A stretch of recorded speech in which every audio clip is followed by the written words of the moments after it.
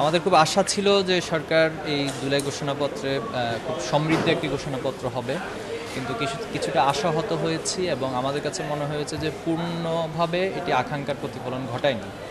বিশেষ করে আপনি দেখবেন যে এই উপমহাদেশে ব্রিটিশ বিরোধী যে আন্দোলন হয়েছে, আমাদের এই ভূখণ্ড থেকে লড়াই সংগ্রাম করেছে, সেটাকে খুব ভালোভাবে ফোকাস করা হয়নি, স্বীকৃতি দেওয়া হয়নি।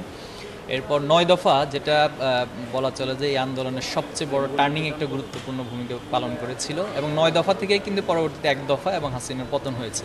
কিন্তু আপনি দেখবেন যে এই ঘোষণাপত্রে ৯ দফার কথা উল্লেখ হয় নাই, এবং আন্দোলনের টোটাল যে পলিসি মেকিংয়ের সাথে যত ধরনের স্টেকস ছিল, এখানে পাবলিক বিশ্ববিদ্যালয় ছিল, প্রাইভেট ইউনিভার্সিটি ছিল, স্কুল, কলেজ, মাদ্রাসা, ইংলিশ মিডিয়াম, পলিটেকনিক ইনস্টিটিউট, সবার ভূমিকা ছিল।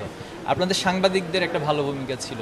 এরপরে হচ্ছে অনলাইন অ্যাক্টিভিস্ট যারা ছিল, বিদেশে যারা ছিল, প্রচণ্ড তাদের ভালো ভূমিকা ছিল। কিন্তু এই ভূমিকাগুলোর কথা এত বিস্তৃত একটি মানে ঘোষণাপত্র, কিন্তু এই গুরুত্বপূর্ণ পয়েন্টগুলো সেখানে স্থান পায়নি, যেটা আমরা কিছুটা আশাহত হয়েছি।